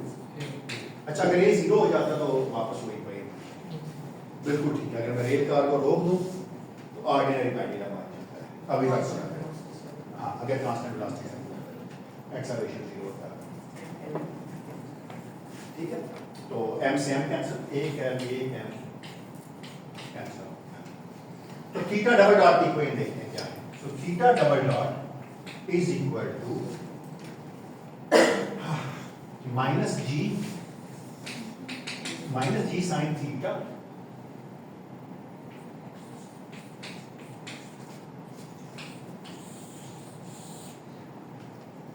कुछ गलत तो नहीं किया मैंने जी। हाँ, एक जो है ऐसे, लेकिन अगर ये जीरो होता तो वापस पेंडुलम की कोई ना बन जाती। बिल्कुल सही आपने किया है। वैसे अगर आप देखें तो ऐसे ही होता था ना कि थीटा के अंदर कोई चीज बढ़ जाएगी, अगर वो रेल के साथ ही चल पड़ेगा तो उसका एंगुलर एक्सेलरेशन ज्यादा होगा, उतनी ज्यादा होगा जितना इसका। अगर वो पीछे चलेगा ना उस तरफ जाएगा तो यहाँ प्लस साइन आ जाएगा, देखिए, क्योंकि दोनों का एक्सेलरेशन आप करके देखिएगा जरा इसको। लेकिन अभी काम खत्म नहीं हुआ, अभी तो आपने ऑसिलेशन निकाली है, स्मॉल ऑसिलेशंस नहीं निकाली है, अभी तो आपने ऑसिलेशंस भी नहीं निकाली। अगर ये पहुंचेगा तो किसी जगह पे रुकेगा भी ना, कोई इक्विलिब्रियम तो आएगी ना। जब इक्विलिब्रियम होगी तो थीटा डबल डॉट क्या हो जाएगा, एक्सेलरेशन। सो अगर थीटा डबल डॉट जीरो हो जाएगा, सम इक्विलिब्रियम एंगल, थोड़ा सा काम है इसका आज। सो if I have theta double dot is equal to इसका मतलब है कोई ऐसा एंगल आ गया है जहां पर ये इक्विलिब्रियम है, उसकी वैल्यू मैं निकालूंगा minus g over l sine theta के साथ एक छोटा सा ई लिख लेते हैं, इक्विलिब्रियम है, minus a over l cos theta. मैं आपको बताता हूं स्मॉल ऑसिलेशन का इज इक्वल टू 0। तो क्या करता है, कुछ करता है ये स्क्वायर कर दिया, ठीक है। सो जी इसका मतलब है tangent theta e is equal to minus a over g, ठीक है ना, कुछ गलत तो नहीं किया। तो हमने एक इक्विलिब्रियम एंगल निकाल लिया है थीटा ई जो कि tan इनवर्स है माइनस ए ओवर जी का। ये तो ऑसिलेशन है ना, ये एक एंगल है जो थीटा ई निकला है, स्मॉल ऑसिलेशन एक इक्विलिब्रियम एंगल है। आइए जरा सिंपल, ये एक सिंपल हार्मोनिक मोशन होती है ना, जरा सिंपल हार्मोनिक मोशन को देखिए क्या है।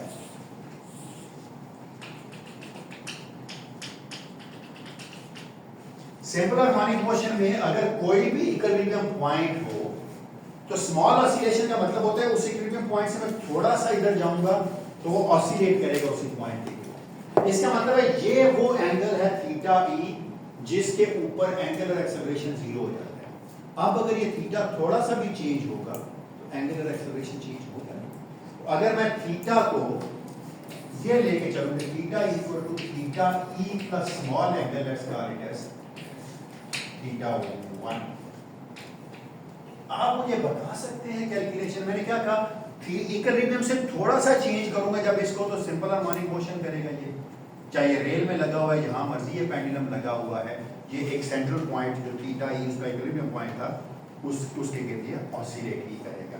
आप मुझे बता सकते हैं कि मैं अब इसको इस इक्वेशन में कैसे डालूं, मुझे क्या कैलकुलेट करना है, हर थीटा की जगह क्या रखना है,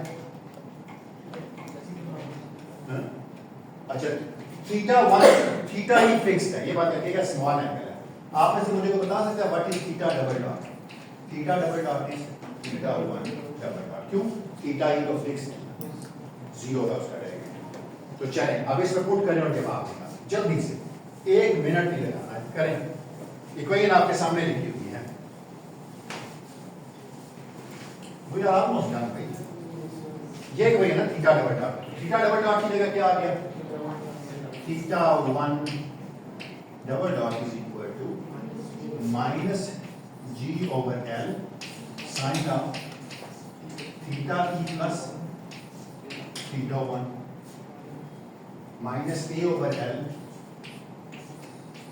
कोसाइन थीटा ई प्लस। कोई काम नहीं है वैसे करने वाला, सबको प्रोडक्ट खोलना है साइन के एंगल्स को। सो थीटा 1 में एक्चुअली इक्वेशन निकालनी है, theta 1 double dot is equal to ये this the small oscillation of, इसका फॉर्मूला खोलने की साइन होगा, this becomes minus g over l sine theta e cosine theta 1 plus cosine theta e sine theta 1 minus a over l cos theta e cosine theta 1 minus sine theta e sine theta 1। अच्छा इस तरह करते हैं, पहले वो term देख लेते हैं जिनमें कोसाइन थीटा 1 कॉमन है। तो आंसर क्या आ गया, so this is equal to minus g over l, पहले इस टर्म को देखिए, इसके साथ है साइन थीटा ई और इसके साथ देखिए इसमें minus a over l cosine theta. इससे क्या चीज कॉमन थी दोनों में से, कोसाइन थीटा 1। ठीक लिखा मैंने, कुछ गलत नहीं लिखा। अच्छा ये देखें जरा अगली, minus g over l sine theta 1 में देखते हैं, minus g over l cosine theta 1 sorry cosine theta e check कर दिया प्लस लिखते हैं यहाँ ये प्लस साइन है माइनस जो है कॉस थीटा ई और ये minus plus a over l sine theta e sine theta ठीक है भाई। और आपने मुझे भी तो बताया कि जी minus g over l sine theta E minus a over L cos theta E zero बताया था ना आपने। जब आपने क्या किया था, जब आपने इक्विलिब्रियम एंगल निकाला था तो ये तो जीरो है। इसका मतलब है थीटा वन डबल डॉट कोई बात नहीं, अगर इतना आसान नहीं है कि छोटी चीज नहीं है, लेकिन खैर है जो भी है minus g over l cosine theta e plus a over l sine theta e into कोई बात नहीं, कोई मसला नहीं। मुझे पता है कि टेंजेंट थीटा ई इसके बराबर है। आप में से मुझे तो बता सकते हैं साइन थीटा ई और कॉस थीटा ई की वैल्यू क्या होगी? साइन थीटा तो theta square sine theta small angle theta sine small theta तो थीटा के इक्वल होता है। नहीं स्मॉल एंगल की मामला पूछना। आपको पता है ना कि 1 प्लस, मैं हमेशा ये याद रखता हूँ 1 प्लस टेंजेंट स्क्वायर थीटा ई, मुझे किस तरीके साइन थीटा ई और कॉस थीटा ई की वैल्यू निकालनी है। तो 1 plus tangent square theta e secant square theta e, तो इसका मतलब है ये क्या बन गया 1 plus a square over d square equal to secant square theta e. या फिर अगर मैं साइन स्क्वायर निकालूं तो क्या बन जाएगा कोसाइन स्क्वायर बन जाएगा। तो कोसाइन स्क्वायर क्या बन जाएगा? Cosine square is by g square over g square plus a square. शाबाश। हाँ परफेक्ट। साइन स्क्वायर निकालना भी कोई मसला नहीं था 1 माइनस कॉस स्क्वायर का, तो ऊपर अब ए रह जाएगा। सिमिलरली अगर आप निकालें साइन स्क्वायर थीटा ई जो कि 1 माइनस कॉस स्क्वायर है तो बन जाएगा ए स्क्वायर ओवर ए स्क्वायर प्लस जी स्क्वायर। और थोड़ा नीचे लिखा गया लेकिन खैर, तो चलें थीटा 1 निकालते हैं। कुछ भी नहीं है यार, सिर्फ एक दफा काइनेटिक एनर्जी पोटेंशियल एनर्जी लिख लो, बाकी सिर्फ मैथमेटिक्स फिजिक्स से वहीं का खत्म हो जाती है। तो थीटा 1 डबल डॉट क्या है? थीटा 1 डबल आपको मैं इसे कैलकुलेशन कर रहा हूँ, हैरान होंगे इससे जवाब क्या निकलता है। Minus g over L cos theta की जगह क्या पुट करूंगा? Minus g over L cos theta की जगह क्या है? जी ओवर ए स्क्वायर प्लस, अगर आप देखते हैं तो सब आपने कहा ना पाइथागोरस थ्योरम नहीं है, ax के लॉन्ग है y के लॉन्ग, तो ये हाइपोटेन्यूज बन जाता है। अच्छा दूसरी क्या है? Plus a over l sine theta की जगह क्या है? a over a square plus, हाँ अब पता चलेगा किसी प्लस माइनस की गलती है या नहीं है। अब पता चलेगा कि आया कि वाकई गलती है या नहीं है किसी साइन की, बाबा आपको बताएगा। This is equal to into sine theta 1।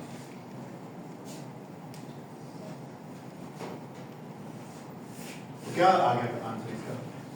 So this is equal to a square minus g square over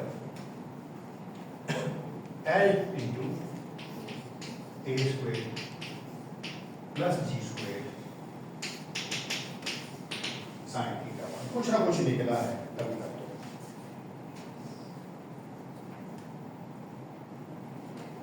कोई ना कोई साइन की गलती है भाई, अनडिसाइड हो लोग क्या भाई क्या है, कोई ना कोई साइन की गलती है। सो कोई बात नहीं, कल दोबारा सारी एक्सरसाइज करेंगे। कोई ना कोई गलती हमें की है साइन लिखते हुए कुछ गलती है।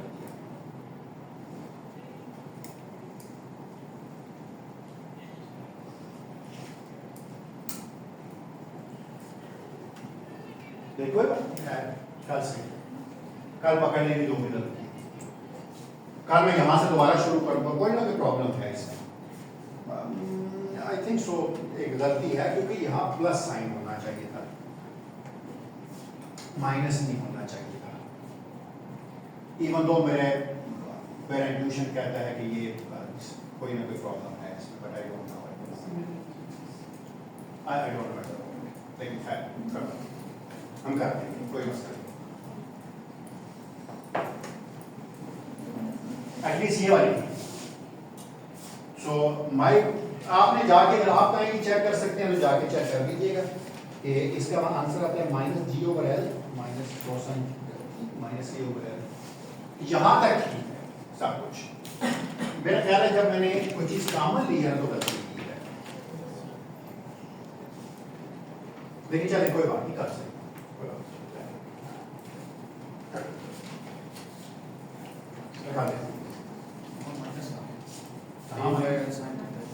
यहाँ माइनस यहाँ क्या है यहाँ माइनस यहाँ माइनस ठीक है यहाँ माइनस पहले क्यों नहीं बोल रहे थे तो ये प्लस और ये माइनस अब ठीक है अब सही चलो वेरी एक बार फिर जाके क्लास चेक कर लीजिए मैं आपको बताता हूँ मुझे क्यों लग रहा था गलती है minus a square plus g square over l इसका square root into sine theta मुझे क्यों लग रहा था गलती है अगर मैं ए को जीरो पुट करता तो g over l with negative sign बनना था स्मॉल ऑसिलेशन के सिंपल पेंडुलम बनना चाहिए बिल्कुल शुक्रिया तुम्हारा यार क्योंकि प्लस कॉमन लिया था तो माइनस आना थैंक यू लेकिन चलो दोबारा चेक कर लेंगे इसको मैं नहीं कह रहा कि मैं अभी तक पूरी तरह माना हूँ ये बात लेकिन आज चेक इट आउट ये कल ठीक है कल मैं दोबारा हाँ मैं इसीलिए नहीं मैं आई एम नॉट कन्विंस्ड कि ये ठीक है sine I check it out कल मैं दोबारा यहीं से शुरू करूंगा और दोबारा साथ ठीक है नो प्रॉब्लम आई चेक